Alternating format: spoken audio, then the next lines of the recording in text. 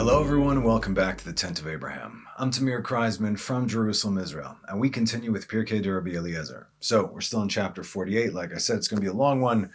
We're in 48d. This one is called Sabotage. Hallelujah et Adonai kol hagoyim shabechu kol haomim ki gavar alenu chasdo ve'emet Adonai le'olam hallelujah. So we're picking up right where we left off at the end of last class regarding Pharaoh's daughter who became God's daughter and how she took in Moses and raised him as her own, as said in Exodus 2:10. The child grew up and she brought him to Pharaoh's daughter and he became like her son. She named him Moses and she said, "For I drew him from the water." Obviously it doesn't make sense in English. So, Vatomer ki min hamayim meshitihu, hence Moshe meshitihu. Okay. And all the members of the royal household of Pharaoh helped to raise Moses, as said in Exodus 2:11. Next verse. Now it came to pass in those days that Moses grew up and went out to his brothers and looked at their burdens, and he saw an Egyptian man striking a Hebrew man of his brothers. So now notice how the two verses, the ones that we read before and the one just now, 2:10 and 2:11, Vayigdal hayeled, Vayigdal Moshe. And the child grew up. Now it came to pass in those days that Moses grew up. So we see Vayigdal twice. One for this world, in this physical world, in stature, status, and in appearance. And one in the spiritual world as he was being modeled into becoming Moses, man of God. And this is confirmed even later when he was 80 years old, after he already went and after he came back and after 9 out of the 10 plagues that have been exacted upon Egypt, and they still loved Moses. When a dude is righteous, you can't hate a righteous dude, you know? Exodus 11:3. So the Lord gave the people favor in the Egyptians' eyes. Also the man Moses was highly esteemed in the land of Egypt, in the eyes of Pharaoh's servants, and in the eyes of the people. Wow, but it's this guy that's doing to us? No. Again, at the end, we know that even the Egyptians themselves fought against Pharaoh. It's like, what are you doing? What is going on here? So what does it say? Gadol me'od be'eretz Mitzrayim. Here says highly esteemed, but we're looking at the word Vayigdal, Vayigdal, and he grew, Gadol me'od, very great, in the land of Egypt, in the eyes of the servants of Pharaoh, and in the eyes of the people. And when Moses went out one day to the camp of the Israelites, he saw an Egyptian beating one of the sons of Kehat, of his brothers from the tribe of Levi. Kehat was Moses' grandfather, the father of Amram. So, who was the Egyptian beating?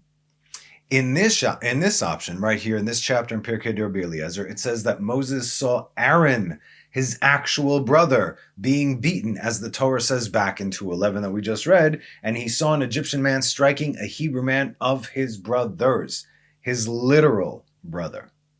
Now, I'm aware that I've taught on this platform plenty of times before that the man being beaten was Datan of the tribe of Reuben, as the Egyptian was sleeping with his then very willing wife. Whenever he sent him out to work, the Egyptian would kind of slip in there, and then one day the husband found out. The Egyptian knew that the husband found out, so he started beating him.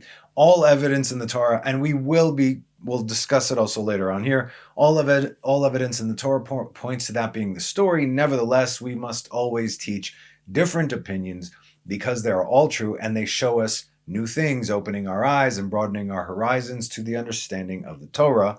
So this is this version.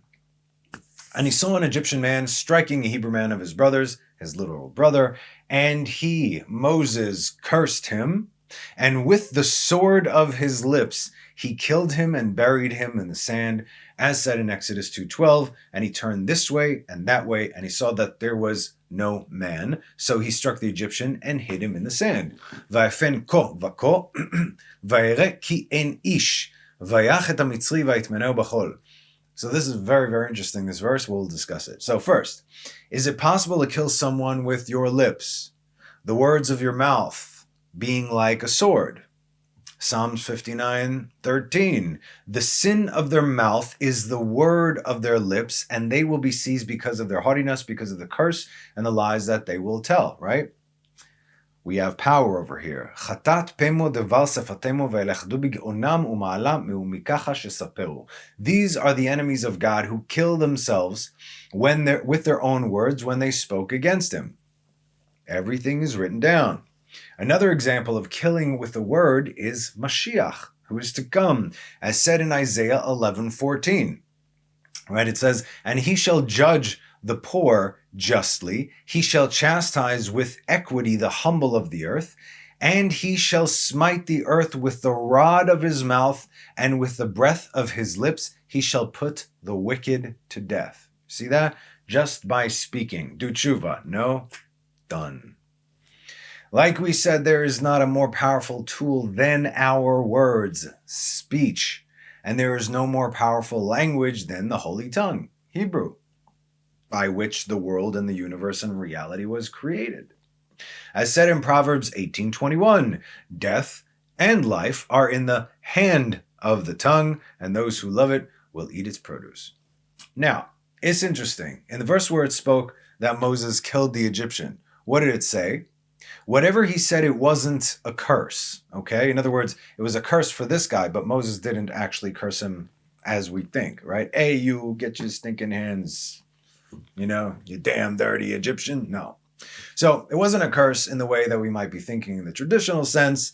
He didn't say, die, you Egyptian bastard, right? Look at the verse. Let's see what he says. Vaifen ko vako, vaira ki ein ish. What is ko vako, this way and that? If you break it down, the numerical value of ko, kaf he, is 25. 25, 25, meaning 50 together. And as we've learned, 50 is the number of binah, the supernal understanding. And also, it is, of course, the Shekhinah. Moses looked into that guy's soul until the end of time, and he saw that no good would come of him. And also, you could see it right there, Vayera ki ein ish. And he saw that there was no man. In other words, there's no ish, no good man coming out from this guy over here. So he looked until the end of time, and he saw no good would come of this particular guy, and that none of his descendants would even do tshuva, meaning he had no redeeming qualities, essentially making him a waste of space who was beating a holy son of Israel. This could not stand back then, nor will it stand before the final redemption. Just as an FYI, keep an eye out for the flip that is about to take the world by storm. The final redemption, mirroring the first, and all those who stood against Israel are going to get it, right? This is a forecast based on, hey, final redemption, first redemption. This is how we know. And he buried him in the sand. There is no sand but Israel, says our text, as said in Hosea 2:1. And the number of the children of Israel shall be as the sand of the sea. Again, if you counted all the sands, right? I did this one time, specifically this. I Googled how many grains of sand if you pick up one handful of sand, you're getting at least 10,000 grains, okay? That's one handful, 10,000. So there's more sand on all the seashores of the entire earth than there have ever been people in total. So how could this be? Read the rest of the verse. Which shall neither be measured nor counted. Right? And it shall come to pass, instead of saying to them, you are not my people, it shall be said to them, the children of the living God. Okay, so in essence, who are Israel? It's never about the number, which shall neither be measured nor counted. What's the deal with the sand? And where do we see this for the first time in relation to Israel? Genesis 22:17. Right after the binding of Isaac, solidifying Abraham's seed as the chosen for eternity. That I will surely bless you, and I will greatly multiply your seed as the stars of the heavens. Same thing. You cannot count the stars, right? There's billions, quadrillions, quintillions, whatever. And as the sand that is on the seashore, and your descendants will inherit the cities of their enemies. True that. So, you can't count the stars like God told him in the covenant of the pieces, right? Nor can you estimate the sand upon the seashore. And for this, we understand that it is not about the number, it is about the value of Israel. So when we read in Hosea, which shall neither be measured nor counted, God is saying that Israel are priceless. Moses then proceeded to go out the next day, as said in Exodus 2:13. He went out on the second day, and behold, 2 Hebrew men were quarreling. And he said to the wicked one, who is the wicked one? Why are you going to strike your friend? The English, surprisingly, actually got it right here with the translation. And this brings us an incredible lesson to learn. Out of these two, because if you would just read this, right, even in Hebrew, Vayomer larasha lama takeh re'echa, why are you hitting your fellow? But here it says, why are you going to strike your fellow? In other words, he didn't do it yet. So, and he was the one that was called wicked. In other words, one who is even about to strike their friend. If you lift your hand to strike your friend and you don't do it, it is as if you did it. And guess what? You are called wicked. Even if one simply raises their hand to strike their fellow, they are called wicked. That's it. Oy l'rasha, as it says, woe is to the wicked. This is not to say if ever our fellow comes at you, right? You have your fellow Jew, he comes at you swinging, that you shouldn't defend yourself, obviously. Violence is always the last resort. Everything, even when read, the 40 years in the wilderness, when you go out to war, always come out and try and make peace. If they don't want peace, be prepared for war. But you always start with peace. That's it. Violence is always the last resort, but the Torah tells us that we are not just to sit there and take it. We also learn, Haba lehorgecha, hashkem lehorgo. He who comes to kill you, rise before him and kill him. So, Iran, nukes, we want to destroy Israel. Believe them, right? We have a responsibility. That's it. Anybody who threatens your life, Hamas, Hezbollah, you name it, they want to come at Israel. According to the Torah, what do? Tactical nuke, tactical nuke, tactical. I know I'm throwing these around, but again, if we lived today as we would back then, any nation that would open their mouth, that would be the end of them. That's it, because they're making a declaration. Like we said, words matter, right? Okay, so that also you're thinking right now that turning the other cheek, yeah. Okay, that is not biblical, clearly, nor has it ever been put into practice by the church. In fact, it's been written by the church to try to subdue the poor and misled subjects. Take it because suffering. No, not what is written in the Torah, hence canceling out the Torah, if you want to live that way. I once heard a stupid argument from the side of Christianity regarding the negative command of thou shalt not kill. No joke, okay? And how this fool, I say fool because I was reading this, I'm like, are you serious right now? This fool had trouble with how Joshua could then enter the land of Israel and kill all the Amorite kings. Forget about the fact that God said you will go in and you will kill all the Amorite kings. A direct command from God, okay? So it made me wonder, what about all the other wars and the eradications of nations from the time we got that command, the 10 Commandments on Mount Sinai, until the time that Joshua entered the land, but you have a problem with this. Again, something else that doesn't make sense. So first of all, like every misunderstanding, you need to understand this right now, because most of you, I'm sure you don't speak Hebrew, or you're just reading, oh yeah, it's thou shalt not kill. I'm familiar with the command. No, you are not, because it's mistranslated. It's easier to start a new false religion based on our Torah if you get the language mixed up. So, I will tell you this. Nowhere in the Torah does it say, thou shalt not kill. Okay? It was God who told us, and this is written, kill the Amorites and all the inhabitants of the land of Canaan. He also said to kill Amalek and eradicate, kill the Midianites, and so on. The 10 Commandments does not say thou shalt not kill, but rather thou shalt not murder. Hereg is killing. Retzach is murder. It doesn't say lo taharog. It says lo tirtzach. You shall not murder. Murder as in innocent blood, while a sanctioned killing is justified. It is part of the commandments. It's part of our law, according to the very laws that God gave us. Did God himself not open the ground to swallow up Korach and his rebellion, which was led by, we're going to see, Datan and Aviram? What about the Egyptians? Did he not take them out? Okay. Did he murder them? No. All these were justified. Why? You have an opportunity, another opportunity, another opportunity. You keep coming at Israel. Guess what? Time's up. Just one of the many misunderstandings and misconceptions based on language alone. You see how dangerous this can be. If any of you out there have any questions regarding the Hebrew, along with the meaning and within the context, then please ask. Or the other example I love to throw out there, the first word of the Torah is always, even in the Orthodox books, always mistranslated. Bereshit is not beginning. It's Bahatchala is beginning. Bereshit, Reshit is first. At first, God created the heavens and the earth. And why is this so important? Because Reshit Chochma Irat Hashem.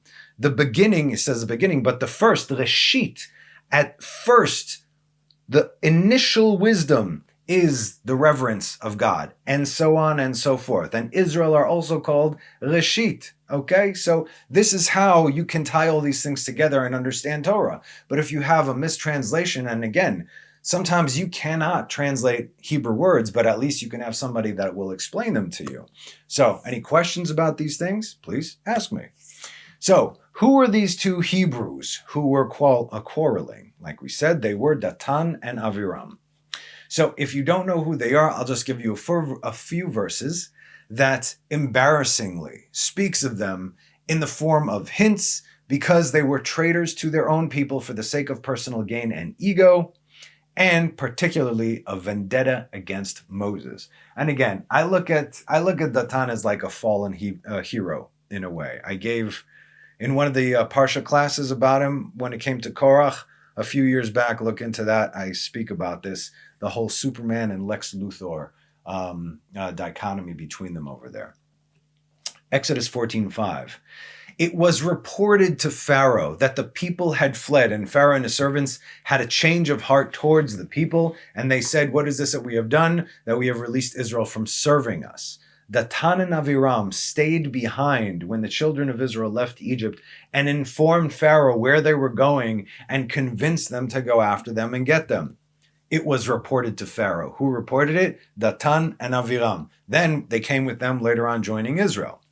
Next, Exodus 16:3. The children of Israel said to them, "If only we had died by the hand of the Lord in Egypt when we sat by pots of meat, when we ate bread to our fill, for you have brought us out into this desert to starve this entire congregation to death."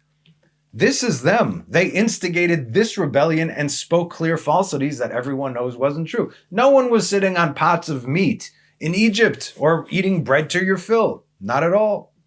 Exodus 16:19-20, regarding the manna. And Moses said to them, "Let no one leave over any of it until morning."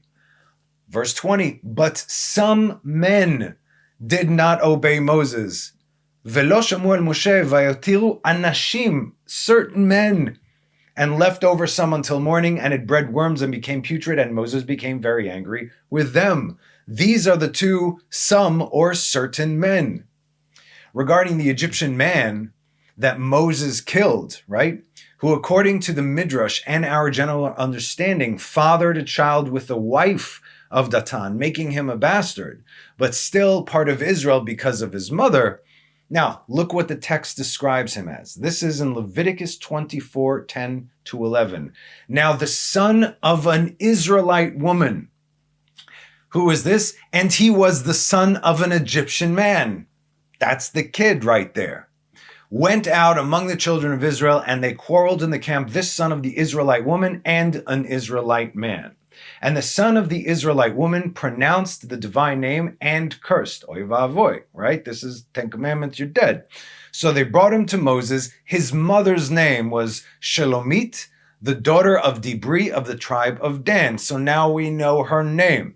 Why does it give her name and the name of her tribe? Because she was the only harlot in all of Israel, and she brought shame to her and to her tribe. That's why her name is right there. She was the only one. Like we said, she was sleeping with the Egyptian who was beating on her husband, whom Moses saved.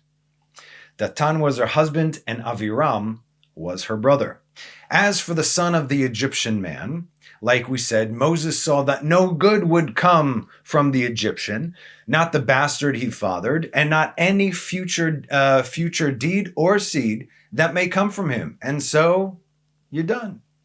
And then, of course, we have the famous Korach rebellion, the moment that they have been waiting for, instigated by these two as well. Here we go. Now we got a legitimate claim. We can remove Moses from power. We keep doing this. Israel keeps falling. God keeps punishing them, but he keeps Moses standing there. He keeps forgiving them. Now we got one of the, Dolei Hador, one of the wisest men in the generation. This was Korach, the wealthiest. Why? Because he found Joseph's treasury. And now he's coming to lay claim, hey, I'm a Levite, you're a Levite, let me lead Israel. Yeah. So they kind of pushed him forward for this. Numbers 16:1. Korach, the son of Itzar, the son of Kehat, the son of Levi, took himself to one side along with Datan and Aviram, the sons of Eliab, and the son of Peled, descendants of Reuben. Despite the hell they've caused Moses in particular, and Israel in general, Moses still wanted to make peace with them. Moses sent to call Datan and Aviram, this is verse 12, and the sons of Eliab, but they said, we will not go up. We're not coming to talk to you, Moses. Forget about it. If they won't come to Moses, then Moses is going to go to them. Moses is not a proud man. He's the most humble of all men, right? So Moses is like, listen, for the sake of peace, I know what you're about to face right now. Please. And he came to them. The Lord spoke to Moses, saying, we're jumping to 23, speak to the congregation, saying, withdraw from the dwelling of Korach, Datan and Aviram. Stay away from Korach, from Datan and Aviram. Moses arose and went to Datan and Aviram, and the elders of Israel followed him. Everybody went to them, and still they would not listen nor repent. As soon as he finished speaking all the words, the earth beneath them split open. The earth beneath them opened its mouth and swallowed them on their houses, and all the men who were with Korach and all the property. They and all they possessed descended alive into the grave. The earth covered them up, and they were lost to the assembly. So like we said, though the rebellion has Korach's name on it, though he was, like we said, the wealthiest man in Israel, since he found Joseph's hidden treasure before they left Israel. That night, the night of darkness, all the Israelites went to get their treasure, the ones that were taken by the Egyptians. He actually found Joseph's treasure. So he took that. Regardless of the fact that Levites are not supposed to have any possessions, but Lo Mshana, right? But in any case, you need to find the instigators always from within. What you see on the outside is rarely as simple as it may seem. What you see on the outside, even today, that's what they are allowing you to see, okay? How do we know that they were the ones? Numbers 26, 9-10. At the numbering of the children of Israel, look what it says. The sons of Eliab were Nemuel, Datan and Aviram. They are Datan and Aviram, the chosen of the congregation, who incited Moses and Aaron in the assembly of Korach, when they incited against the Lord. So it was them. Next verse, and the earth opened its mouth and swallowed them and Korach. In other words, Datan and Aviram, and also Korach. Sure, Korach did a boo-boo, right? But they were the instigators over here. When the assembly died and when fire destroyed 250 men, and they became a sign. Then again in Deuteronomy 11:6, and what he did to Datan and Aviram, sons of Eliab, the sons of Reuben, that the earth opened its mouth and swallowed them up and their households and their tents, and all the possessions at their feet in the midst of Israel. I don't even see Korach's name mentioned here. You see what I'm saying? Again, Psalms 106, 16-18. They were jealous of Moses in the camp, Aaron, the holy man of the Lord. The earth opened up and swallowed Datan and covered the congregation of Aviram, and fire burned in their congregation, a flame burned the wicked. No Korach, instigators. Why is all this necessary? So you know, always look at who is steering. Always. They are rarely standing in front. Case in point, when a leader of a nation clearly cannot remember his own name nor complete a coherent sentence, you know that he's not leading, right? So go find who is. Now, back to our text. Moses said to the wicked one, "Why would you strike your fellow?" Datan answered him, saying, "Are you going to kill me with the sword of your mouth, just as you killed the Egyptian? As said in Exodus 2:14, do you plan to slay me as you had slain the Egyptian?"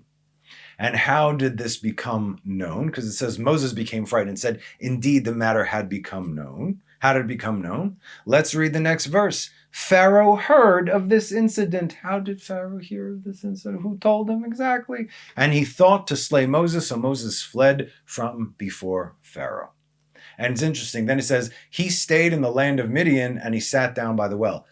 This verse right here, right from that point, and he fled before Pharaoh. 60 years had passed before he stayed in the land of Midian. Just read the book of Jasher, what happened over there. All right? So it was Datan and Aviram who caused Moses to flee as they went and ratted on him to Pharaoh.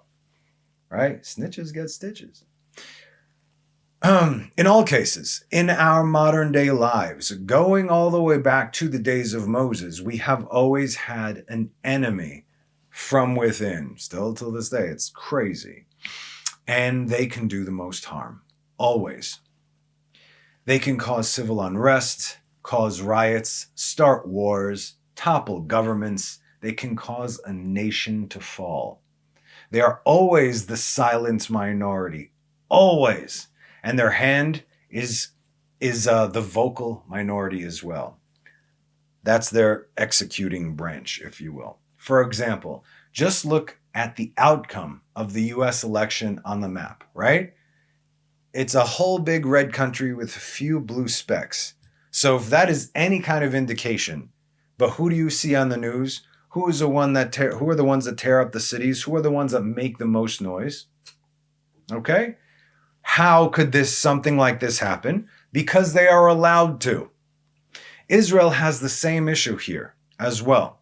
It's called the Erev Rav. Don't worry, we'll get into that yet again with greater detail. The instigators who are causing all these riots and protests over here are in cahoots with your troublemakers over there. They are working together, and they have exactly the same agenda, almost. But their time is almost up, and they know it, which is why all bets are off, which is why I hope everyone is buckled up, as the ground is going to open beneath their feet, and the only thing that we can hope and pray for is that we are nowhere near them when this happens. So, please be aware of your surroundings. Thank you so much for joining me. Have a wonderful rest of the week, and have a Shabbat Shalom. Bye-bye.